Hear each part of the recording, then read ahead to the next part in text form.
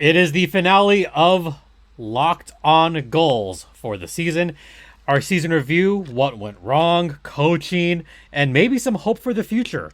We'll talk about all of that on this edition of Locked On Goals, part of the Locked On Podcast Network. Your Locked On Ducks, your daily podcast on the Anaheim Ducks, part of the Locked On Podcast Network, your team every day.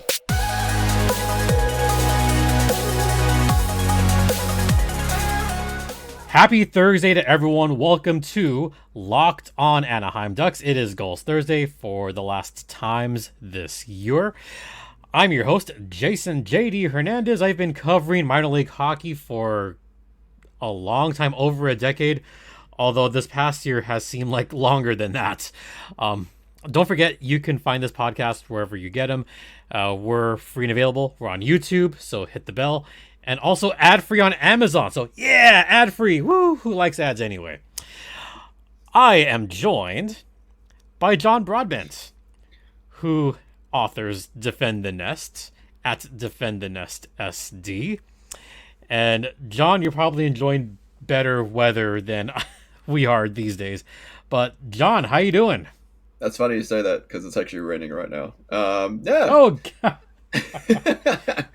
Good, yeah. After all the rain we've had. That's true. That's some weird climate change stuff happened for you guys. Yeah, it really has been. But yeah, and I agree. It's been a weird, long, hurry up and end season. Yeah, and it's now over. Yes, mercifully. Mercifully it's over. And we'll talk about that in a second, but let's spend the next minute, because it doesn't deserve more than that, about the last couple of games of the season. And San Diego did not play spoilers at all. They didn't play spoilers last week against Calgary, despite having a lead at one point. The Gulls had a lead. They could have helped out the Firebirds and did not. They could have helped out Abbotsford and did not. Both of those games... and San Jose. San Jose's out of it, so I don't really count that. I'm talking about plain spoilers for the other teams, which they didn't. If it wasn't for that one victory against Iowa, they would have been 0 for the month. Yeah, true. And if it wasn't for that one win, we wouldn't have had the dramatic finish of the AHL season that we did have. Sorry, Sarah, your Wolves didn't make it this year. So sorry.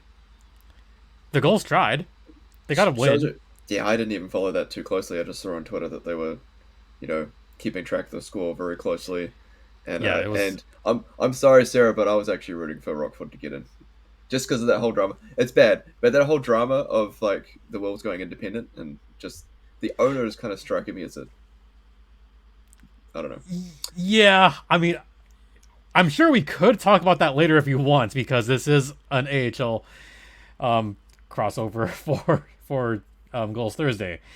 But just the last two games, I mean, there wasn't really any takeaways from those last two games, was there?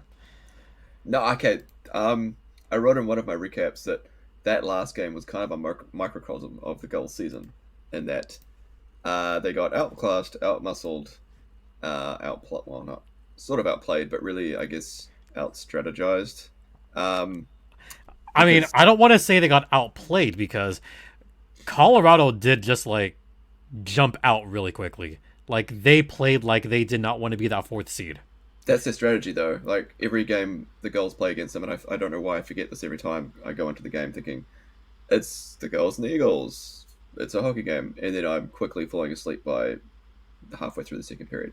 Because that's what they do, is they jump out, get the lead, and then just clog the neutral zone trap, New Jersey Devils era 90s hockey, and bore the shit out of you. Yep, that's exactly what it felt like. Yeah, and they do that every time. And that's why I reacted the way I did when I saw, we could talk about this later, but touching on it briefly, it's been mentioned that the Eagles coach is possible for the Ducks can coach next year. Yeah, anyway. It is possible. We can talk about that in a little bit. Yeah. But with those two victories, Colorado did secure the number 3 seed. they're going to play and probably destroy the Ontario Reign. Look, I'm being honest. Sorry, Sarah, but Cal Peterson has not looked good. So I see Colorado winning that series easily, very easily. You, But you then say again, I crush. see Coachella Valley. Well, you say crush, I say bore them to death. So either way, we both think they're going to win. Yeah. Yes, I do. And just to get it out of the way, Coachella Valley should win that series against Tucson. Like, Yes. Oh yeah. without Too many question. guns. Yeah. Yeah, Too many guns they're there. too deep in. Tucson is basically Michael Carcone and everyone else. Yes. Yes. Yeah. Yeah. Soderstrom Yeah. pops up every now and then, but that's about it. Yeah. Yeah, but aside from those two Uh, guys, um, and there's a guy whose name is escaping me, but he was a tweener. He was up and down. So I'm assuming he's with um, runners now. Jan Marcelli. Yannick. Now Marcelli. Oh, yeah, him. Yeah. Who is not eligible, by the way. So, Ah, oh well. okay then. Yeah, the Roadrunners Coyotes did a rookie mistake in not paper transactioning him. So, Oops. Oh, big oops. oops. Yeah. I'm not surprised though, because it's Arizona. Oh, you're right. I mean, you're absolutely right. I mean, you didn't have to say it, but you're not wrong. I'd like to visit there someday. Just I have to pretend I'm somebody else. No offense, Cody's Arizona people. Yeah, sorry, but You probably this is what get the it. Coyotes do. Oh, I get Yeah. it. Oh yeah. Oh, they get it too. Yeah. So last two games, that's pretty much the whole kit and caboodle. Bored you to death. Colorado jumped out, won both games. One final point though, as part of that microcosm point I was making, was Jacob Perreault's goal, which was beautiful and brilliant, and again a microcosm of the Gulls season because he finally got the hint to frickin' shoot the puck then at the end of the season, late in the third period. Thank you. I've been saying that for the first 70 games. Shoot the Yeah. bleeping puck. He's been trying to be a playmaker far too much this season, and this is when he finally goes, fuck it, I'm going to shoot it. And it scores. Oh, duh. Because that's what you should Yeah, do. fine. Freaking finally. Yeah, In a 3-1 loss, by the way. yeah. In garbage time. When the fans are already starting to cheer a little bit. Like, oh, Yeah. fine. Yeah, yeah, yeah. Anyway, Yeah. sorry, that's enough of that series, of those games. Yep. Yeah, we're done with that. Let's actually we're gonna do this now because I know we're gonna talk about this for a while. What I'm gonna do is head to a break now, and then we'll just get into our season in review. How does that sound? Sounds good. Yeah. So we'll be back after this first intermission. Stay locked in. But first, I gotta tell the fine folks about my favorite protein bar, Built Bar, which is fantastic. And for those of you that are marathon runners, Built Bar comes in several fantastic flavors. They also, by the way, John, have a maple donut bar flavor. That is delicious, by the way. Sorry, I'm so hungry right now. I want that. Oh, I love maple bars. I love that they actually made a Built Bar puff that tastes like it. Like, oh, I'm glad I got it. So, dreams come true. And if you want to try it for yourself, you could go to your local, I think Walmart and Sam's Club. By the way, John, Sam's Club is like Costco, but not. Ah, Yeah, a slightly smaller version. yeah, slightly smaller, but still Okay. good. Still got some good stuff. So you can go to Walmart or Sam's Club, or just go to builtbar.com and use promo code LOCKEDON15 to get 15% off. And there's a lot of flavors there. So check out builtbar.com. Once again, LOCKEDON15 is the code for Built Bar, the best tasting protein bar ever. Yeah. Nice. All right. So let's just rip the Band-Aid off and let's do this. The season in review. John, before we start, we know how bad this team was. Okay, we're not going to sugarcoat this. I'm not going to sugarcoat this. Do you think this was one of the worst teams in AHL history? Definitely in Gulls history. Oh, it is the worst in Uh, Gulls history, that's for sure. but does that include the previous incarnations? I mean, I guess it can't because it's not the same league. But Well, uh, can I give you a stupid stat here? okay. In the past 23 seasons in the American Hockey League, no team has had a worse points percentage or the lowest amount of points, not including the COVID season, lowest amount of points this millennium. Oof. And the worst This points millennium. percentage, 299 out of every team this millennium. The Gulls were the worst. Because there was so much So, pain, I didn't actually pay attention to the point percentage. What yeah. was it in the end? So, the points percentage was 299. Oh, It's so bad. So, guess what? Just like the Ducks were historically bad, the Gulls were also historically bad. Do you want to hear another stupid stat? I'm surprised, but also not surprised by that. Yes. This is the worst points percentage. There's two teams that were almost as bad. The second worst, the 2003 Lowell Lock Monsters. Huh? Yeah, they didn't last long. Okay. And right up there, the 2005 Utah Grizzlies, who were so Whoa. bad, they got shipped down to the ECHL. No way. Yeah. So Which is I'll give my shout out to the Calder Farmstead, who has their little section at the end of start, bench, ship. You start one you start a good team, you bench another team, and you ship one team to the ECHL. The Utah Grizzlies were shipped to the ECHL. Do not do that to the Gulls. But yeah, And again sorry I haven't Sarah. Sorry I haven't listened to it this season. But how many times were the Gulls the ship team this season? Every time. Okay. look, Yeah. look. They tried their best to try to spin some positive in a crappy season for the San Diego Gulls. Like, I am trying so hard to stay positive at least a little bit for both the Ducks and the Gulls. Do you know how hard it is to stay positive through all this? Hey, that's me this season because I don't know how many times I had to say the AHL does not have a draft. There's no point to tanking. They are Yeah, not I tanking. I made the joke 2 weeks ago when I said the Gulls clinched the worst record in the league, which means they have the number one draft pick. Oh, wait, what? They don't have the number one draft pick? There is no AHL draft? Damn. I just had to keep reiterating that this is a dry year. This is a unusually dry year where Ducks drafts didn't overlap. There was too many college kids drafted over a Yep. couple of seasons. They spent longer at college than anticipated. Meanwhile, junior kids weren't ready yet, so there was an influx of just like two to three, not even the very talented ones. And yes, as people realized, the very talented ones were up with the Ducks. So yeah, there wasn't Yeah. enough depth of talent coming through, but there will be next year.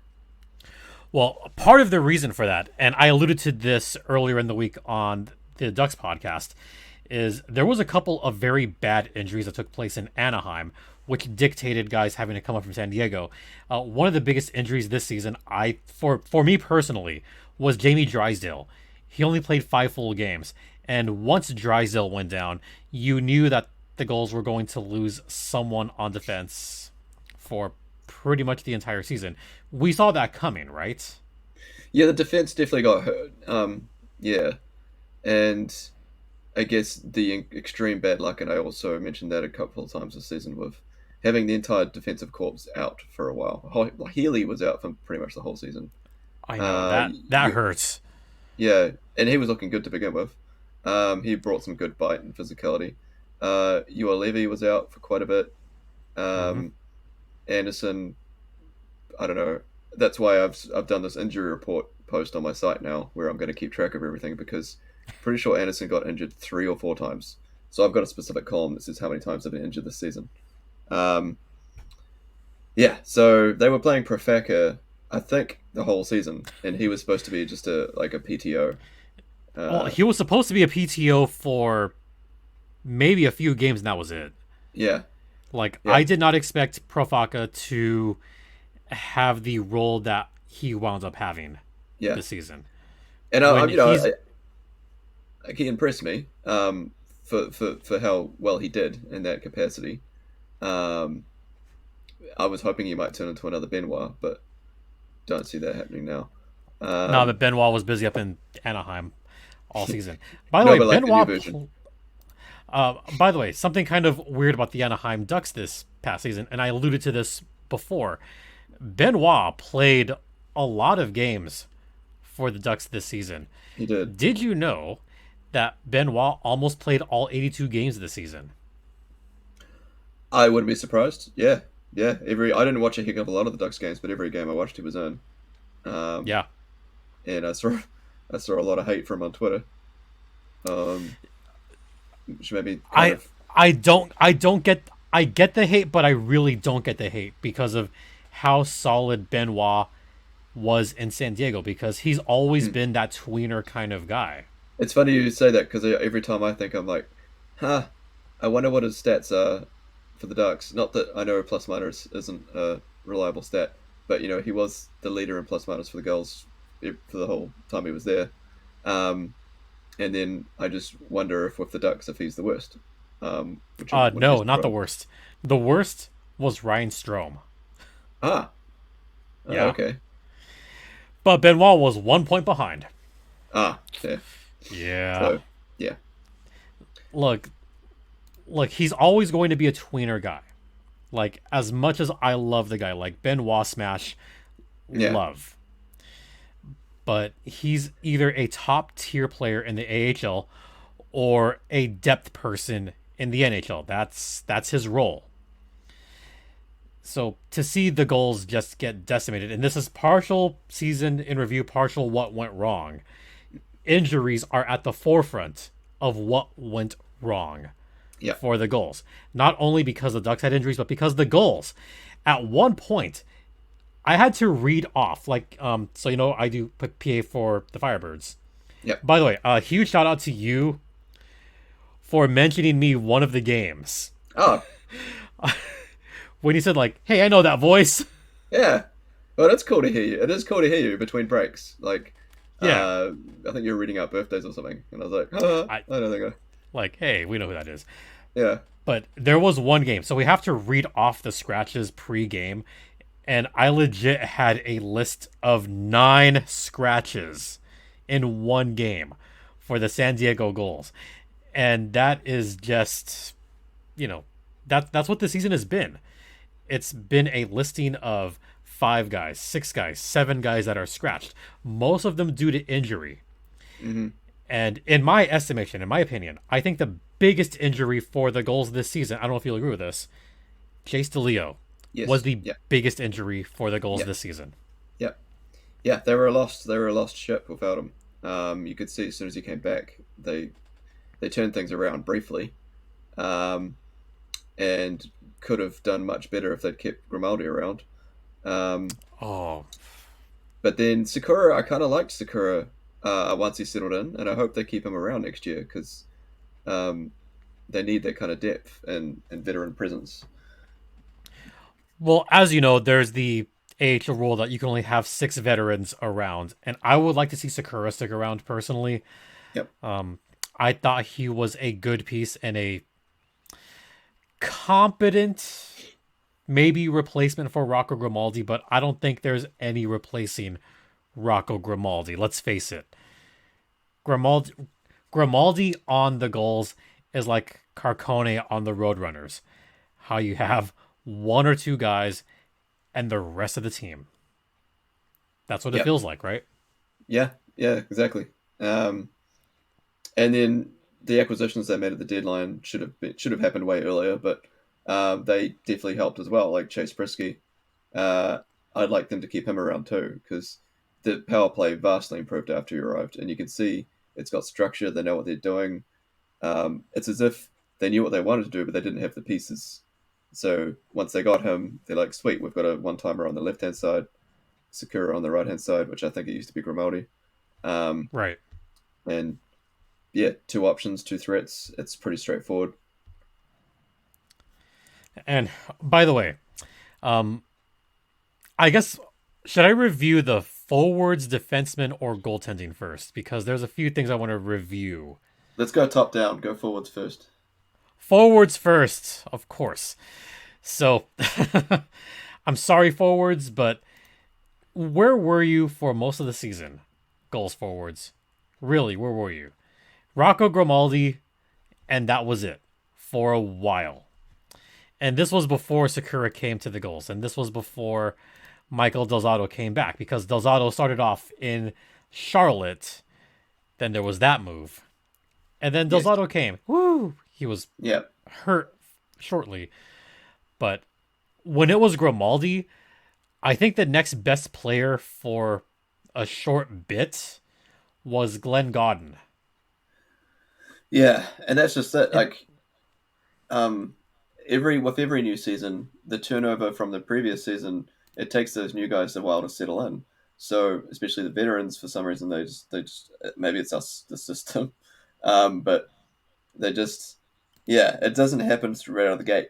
And Braden Tracy and Jacob Perreault didn't pick it up right away either. But my what I blame that on is Sommer not putting together on a line right away, and that used to piss me yeah, off as well. I don't see why he couldn't see that they're obviously best friends. They have on ice chemistry. Put them together on a line.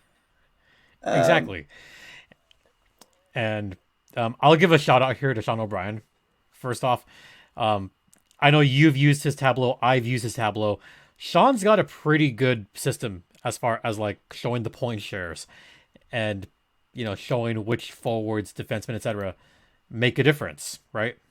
yep, And for the goals table, it was always Rocco Grimaldi way out on an island, and then everyone else. he was up in space. The Yep, next, yeah, the next best player as far as offensive point shares was Bo Grew. yep, yeah. So you can see Yep. on some nights he was that either I'd say a combination of motivated but also just frustrated that he'd just take it upon Hmm. himself. And it's clear that he's too good for the AHL. Um, and I pick it he'll like that little reward at the end of the season with the Ducks. Um, I'm hoping and I'm picking that that spells the end of Derek Grant and Bogru takes the fourth line spot now. It's sad to see I him think go. a lot of fans on the Ducks would love that. Yeah, he Sorry, deserves it. Derek Grant. He does. Yeah, By the way, the other first line forward on the tableau, Jace DeLeo. Everyone yep, else just suffered, and that's what it yeah. is. And then it was disappointing that Hannah Drew had such a terrible season too. Um, Yeah, and I don't know what happened to him, but yeah, he just sort of turned into a goon. He just sort of was like, "Oh, this is my role now." But it's like, no, you've got a wicked he shot. he reverted back to what he used to be. That's really what happened. Like he just kind of reverted back. That's a shame too, because he was a player that I thought had come a long way, and I expected a little more from Hunter Drew as well Yeah, this season. yeah, I did. All right, Yeah, well, we're gonna head to the second break really quick. So if you don't mind sticking around talking about defensemen and goaltending, um, we'll get to that on the other side. righto. But first, I have to talk to the fine folks about eBay Motors, which is great because for a championship team, unlike the Gulls, it's all about making sure every player is a perfect fit. It's the same when it comes to your vehicle. Every part needs to fit just right. So the next time you need parts and accessories, head to eBay Motors. With eBay Guaranteed Fit, you can be sure every part you need fits right first time around. Just add your ride to My Garage and look for the green check to know the part will fit or your money back. Because just like in sports, confidence is the name of the game. Sure, when you shop on eBay Motors. And with over 122 million parts to choose from, you'll be back in the game in no time. After all, it's easy to bring home a win when the right parts are guaranteed. Oh boy. Get the right parts, the right fit, and the right prices on ebaymotors.com. Let's ride. Exclusions apply. Oh boy. Good read. The reason I laugh through that is because there are some good fits and there are not some good fits. Oh, okay. It's easy to bring home a win when the right parts are there For the Gulls, the right Mm, parts were not there. There was no good fit. And this at all. was especially true. That's why I kind of segued to this. The defense, some of the parts just did not fit this team.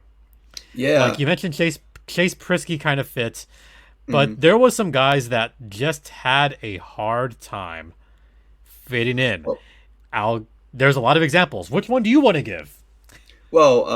the guy that Chase Prisky was traded for, yeah, Austin Strand. As soon as he came down, did not seem to want to be there. Uh, did not look like an NHL player, um, which is sad because with Colton White, when he's paired with him on the Ducks, they looked competent compared to the other pairings. You Um, know, it's the last goals of the season. Like the season's done, so I don't care if I mention this. Um, I miss Austin Strand because he talked. I told you this off, but I didn't mention this. He talks to me during a game. huh? Oh, I What do you didn't mean? tell you this. Oh, No. damn. All right. So, goals were in Coachella Valley. This was that game where there was a crap ton of penalties and a crap ton of goals back to back to back to back to back. And I have to get every read done, right? Yep. And oh, this was the game in early February when Oh, the okay. goals came. Yeah, this Yep. was that Yep. 8-4 just, bloodbath. Yep. And there was a ton of goals. Now, I'm good. I tape the rosters. I tape them like right next to the glass to make sure I have the pronunciations. Even though I know all the players for the Firebirds and the Gulls, Mm. I still do my due diligence to make sure I have like every name correct. And also there's no room for me like down below me. So as I'm reading the goals, in comes Austin Strand who takes a penalty. So he comes in, he recognizes me. Do you know why he recognized me? No. Because remember where he used to play? Oh, Ontario. Ah, it all comes Okay. together. He Yep. used to play for Ontario. So he saw me, he's like, kind of knocked, like, oh, hey. Like, okay, cool. So I got a little bit flustered. As I was going to say the penalty, I was in the middle of saying the goal read. So when I said San Diego penalty on number 2, Jake, check that. Number 2, Austin. And I said Yeah. the correct name. So after I finished my read, he banged the glass with the stick. And he's like, hey, bud, like, I know it's been a while, but my name isn't Jake. Uh, okay, maybe And he then, did want to be there then. yeah. And he just playfully talks crap for the following minute after that. Like we just kind of shot shot the breeze Yeah. after that. Nice. And I love that if you actually watch that replay, by the way, if you watch You it, could see you that? could see that he's Ah. talking to me while he's in the Ah. box. See if It's I can go back and find hilarious. that game. It's really hilarious. So when he like looks to his left, that's me he's talking to and giving crap to. I'll see. I'll So definitely go back and see if I can find that game. it was hilarious at the time. The sucky thing was you could hear it in the audio too. But anyway, Strand for the most part did not want to be there except for a couple of games. Yep. But that's one guy that just kind of did not fit. Someone else that kind of had a really hard time was Andre Schuster. Towards the end, yeah. Yeah, I mean, and even okay, I expected a bit more from Drew Hellison this season. He had one game that was absolutely atrocious. And yeah. I wrote about it in my post game notes. Like he was responsible for pretty much all the goals. My Everything that went takeaway wrong. with my takeaway with Drew this season is he was really inconsistent. Yeah. Yeah. Where he had some flashes of brilliance and then a bad turnover which led to a goal. And it was his first full pro year. So yeah, coming out of college, it's more games. Can understand. Yeah, And and rookie it's funny 'cause mistakes. it feels like he's been around for a while, but you can already hear Ducks fans saying like he should make the lineup next year, blah blah. And I'm trying to say like, well, we pump the brakes because he's only had one full year. Slow down because yeah, but to them- Drysdale will be back. Yeah, and to them they think he's been around for ages, but it's only been 1 year. No, it's been 1 year, guys. Yeah, And also, there's a better young defenseman that I think will make the Ducks next season over Drew Hellison, and that's Olin Zellweger. yeah, me too. I agree. Like there was a poll I think that Ducks prospects put out saying, "What do you think the scenario next year is going to be?" Minchikov Ducks, Zellweger Gulls, Zellweger Ducks, Minchikov Gulls, or both Gulls. And I voted Zellweger Ducks, Minchikov Gulls, and that was the highest rated. And I was like, pleased everyone agrees with me. Oh, I agree Yeah, 1,000% with you on that one. yeah, Like there was no question.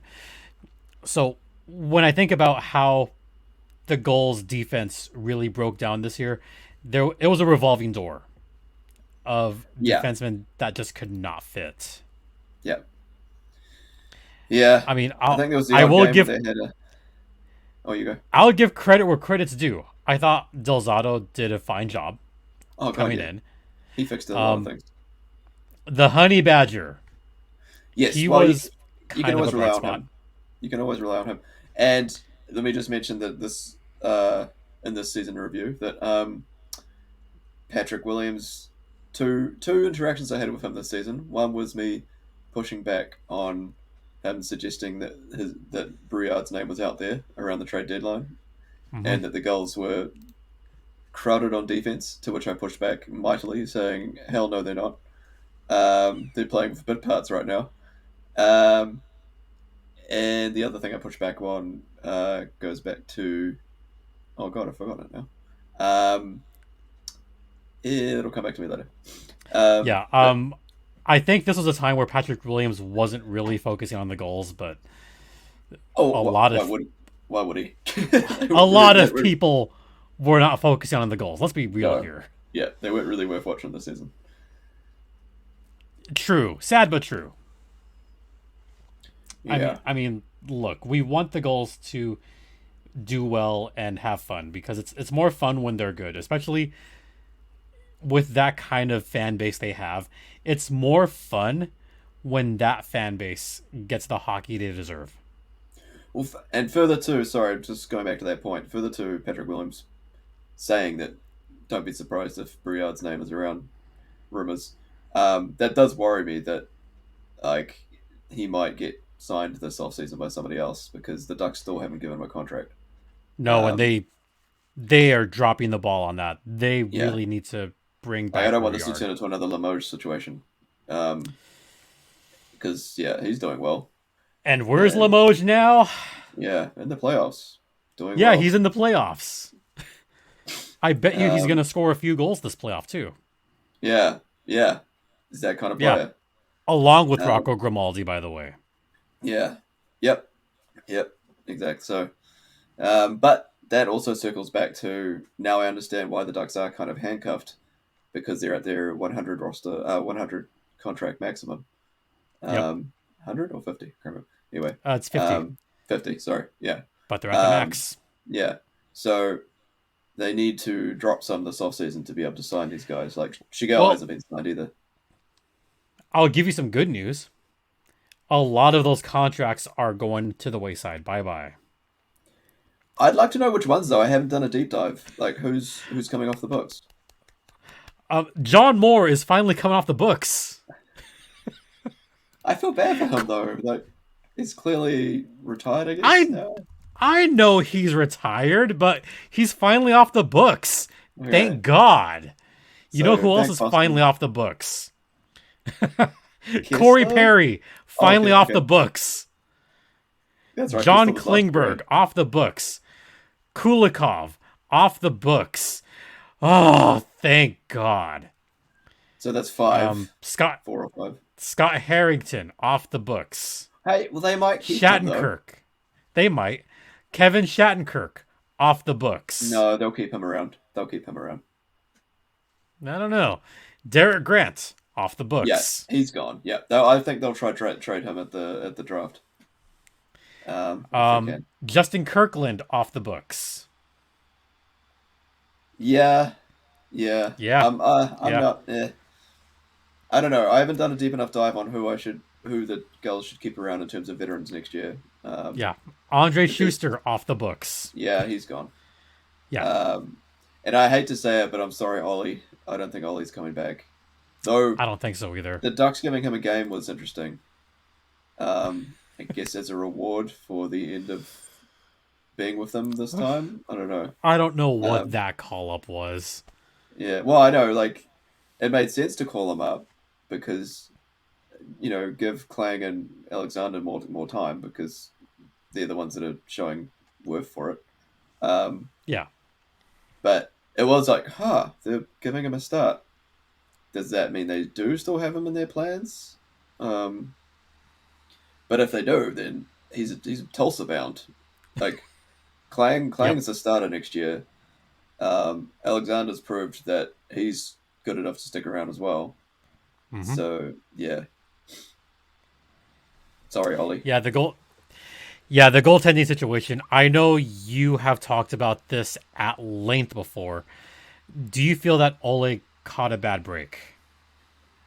Um, in a way, yes, but also that's part of being a professional hockey player is you've got to take the chances when you get them. And he seems to be an emotionally driven goaltender in that when he's up, but when he's down, he's way down. Um, Yeah. if he lets that first goal in, it affects him right away. He's not good after that.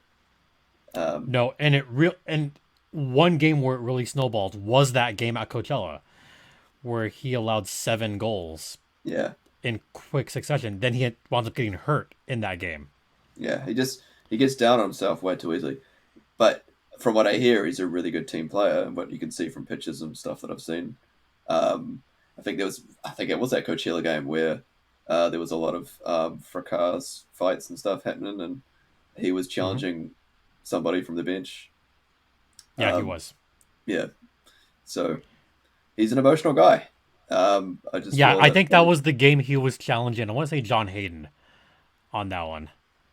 either that or what's that guy that your captain? I hate him. Sorry. Oh, Max McCormick. Yep, can't stand that guy. Max McCormick is such an emotional player. Like, you love him or you hate him. Hate him. All right. Funny though. Speaking of that though, um, that's kind of like this Eagles coach. If the Ducks end up hiring him, I Oh, you know don't what? like. We're gonna segue that into next week Okay. because we're running long. So Yes. this is gonna be a two part finale. Ooh, suspense for the following week.